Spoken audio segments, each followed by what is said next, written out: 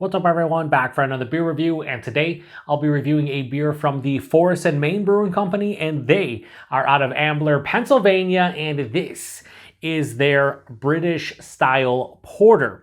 So this is a British or English style porter that comes in at 5.2% alcohol by volume. No IBUs listed. Time of review, and this can is approximately 7 weeks old. And I picked this one up at Halftime Beverage via halftimebeverage.com. So in the description box, I'll post a link to the beer mail boxing video I did that contains all the goodies that I grabbed, and I picked up 20 different beers, and 2 of them were from Forest Main. And I'm really excited because this is the first beer from Forest Main that I am trying, period, let alone reviewing.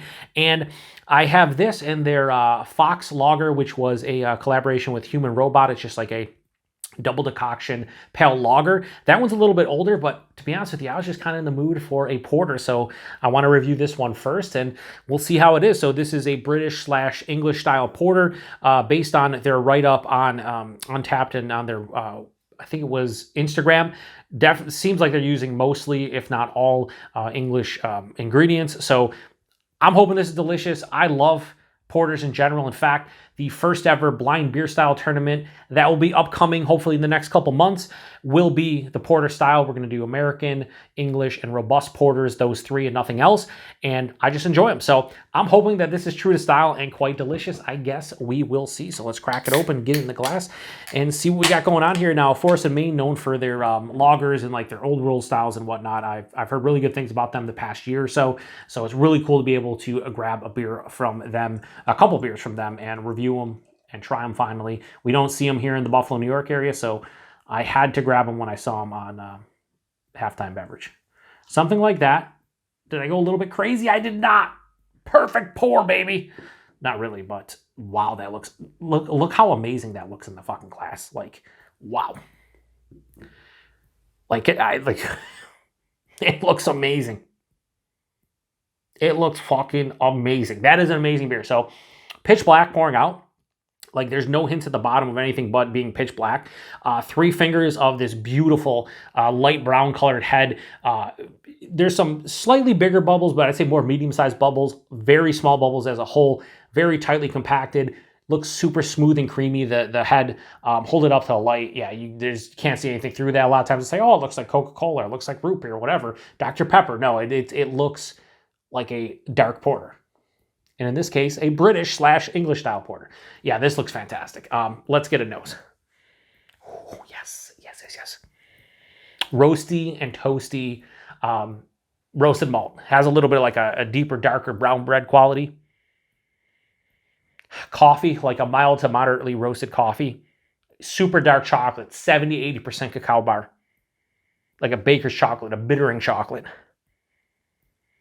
Some figs, some dates, plums, raisins, dark fruit as well. It just smells lovely. Like this is very reminiscent of some of the English porters that I started drinking back when I first started drinking craft beer in like the late 2009, early 2010. I think the first time I really had an English porter was maybe 2010, 2011. I think it was Taddy Porter from Samuel Smith's was the first one I had as like a regular porter. And then I had, I think, Fuller's London Porter after that. A couple others, but like this just is very reminiscent of those beers. Very robust smelling. There's a little bit of this like earthy floral, slight copper coin kind of bitterness from the hops. I shouldn't say bitterness, I should say hop character.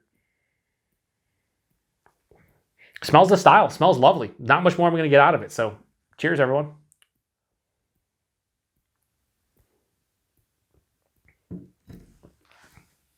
That is super well made. Yeah, I mean, off of that first sip, that's everything that I know of the style. I know what I like, and I like this beer. There's some condensation on my glass. I don't know if you can see it. This was out of my darker beer fridge at 54. I wanted to drink it a little bit, warmer. Obviously, that's why I call it my darker beer fridge. Usually porters, stouts, things of that nature. Barrel-aged beers I throw in there. This is a perfect drinking temperature. This is like, if I had it on tap at a brewery, I would hope that it wouldn't be ice cold. like a lot of the beers that are served, because I want this to be a little bit warmer. I want the flavors to pop. And a beer like this, if you're serving it like 36, 38 degrees, 40 degrees, like it's not going to pop like it is right now. For a 5.2% British style porter, it's full body. It's medium, touch over medium, which is beautiful for 5.2%. As a whole, again, medium, touch over medium, but like for the style, this is full body. The mouthfeel, good carbonation, approaching moderate, has a good effervescent crispness to it. At the same time, it's smooth and creamy on the palate.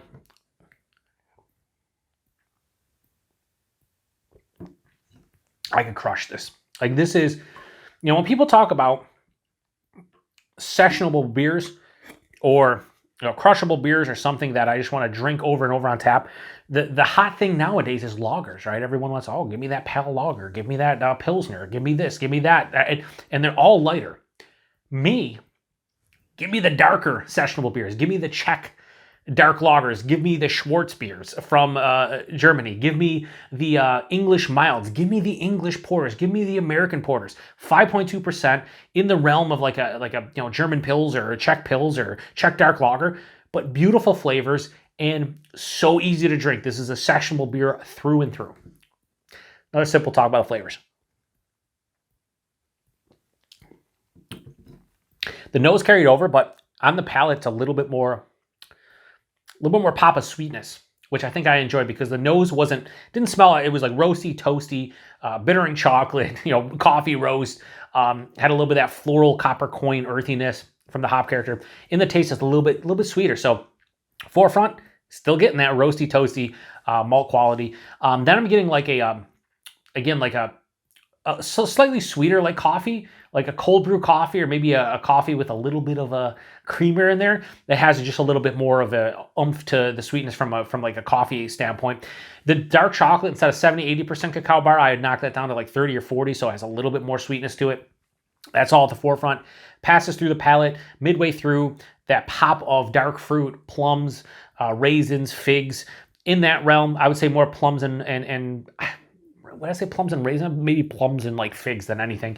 And then on the back of the palate, it finishes with that floral earthiness. It doesn't really have a copper coin kind of feel to it, but it's a floral earthiness, mild to moderately bitter, smack dab in the middle. The difference that I've always found between the English style and the American style is the English style is a little bit more balanced and doesn't have as much hop character, where the American style has a little bit more hop character, which that's pretty much across the board. American IPA to an English IPA, for example. But this is beautifully balanced at the same time being quite tasty.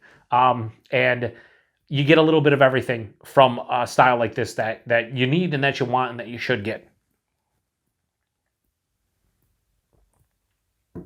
5.2%, you can't tell. In fact, the body and the mouthfeel and everything and the flavor intensity, I would guess is like 6.5. Like it has more of an oomph to it. This is quite tasty. I'm trying to think of rating wise what I give this. This is up there.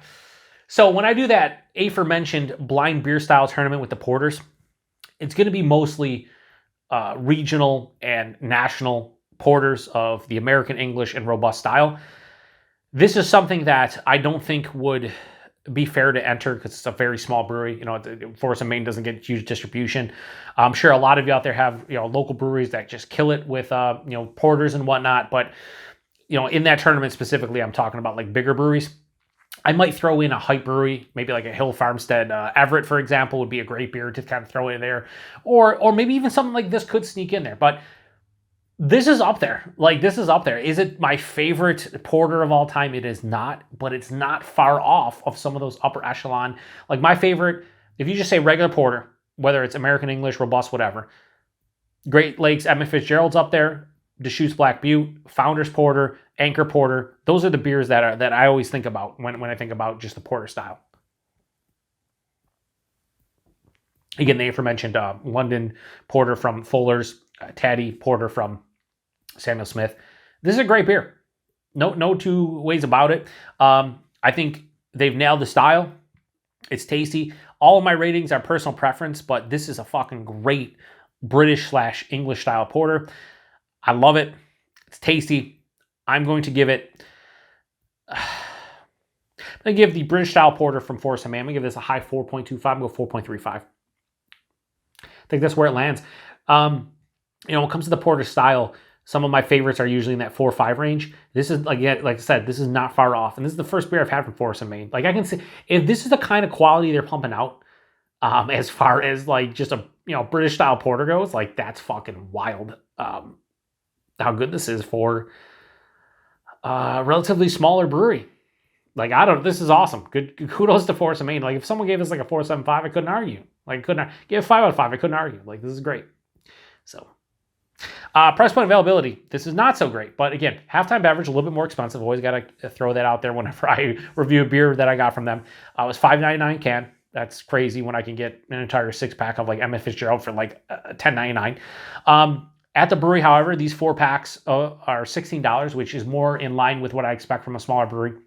I like to see this more in the $14 realm, but I can't fault some of these smaller breweries paying, putting the price point at like $16 4-pack. If I could get this for $4 a can, yeah, if this was local, I might even keep this in my fridge. It's that good. But $5.99 a can for a 5.2% English style porter, like, that's just too much. But I'm glad I was able to grab it. And like, again, if I place another order from Halftime Beverage and I see some more Forest Main, the price is not going to be a deterrent because I can't get them here in the Buffalo, New York area. So price point's in the eye of the beholder, but $16 4-pack at the brewery. And availability, I have no fucking idea. We don't see them here in Buffalo. I saw them at Halftime Beverage via their website. Outside of that, I couldn't tell you where they get distribution, what states, if any, outside of PA. I just know that I'm drinking this right now, and it's a great English-style porter that I wish I had more of. I'm going to drink the rest of this. So first beer from Forest Main, kudos to them. Fucking fantastic beer. If you've had this one before, post in the comment section. If not, what is your favorite porter? And I'm talking about, again, when we do the blind beer style tournament of porters, it's just going to be English, American, and robust. No adjuncted, no smoke, no vanilla, no barrel age. Just those 3 styles. What is your favorite of all those? I'd probably give it to Great Lakes or Deschutes. Founders, I don't drink a lot of their stuff anymore. Over the past couple of years, they've had some issues with their brewery as far as a lot of things that I'm sure some of you have seen, so I don't really review or drink their beers as much anymore. But honestly, Founders Porter is one of the best out there. So those are like the 3 beers that I... Anchor Porter, the beer that got me into craft beer, honestly. But with them being bought out or being purchased earlier this year, I don't know if they've started production back up or whatever. I don't know if we'll ever see Anchor Porter ever out there, but that's another beer up there. So I'm going to shut this one down. Probably a longer review for just a 5.2% English style porter, but at the end of the day, it's the Beer Patrol. You know what you're getting yourself into, 5.2%. I do think the finish of this one, I like that mild to moderate bitterness. It has a nice dryness to it. It leans a little bit sweet. It's like 55-45 sweetness to dryness and bitterness, which I think is appropriate for the style. But it's in no way cloying or like overly sweet or anything. Just leans a little bit sweet. So if you're somebody who likes a little bit sweeter porters, this would be for you. Shutting this one down. Appreciate everybody stopping by for another beer review here on the Beer Patrol. To the next one. Cheers.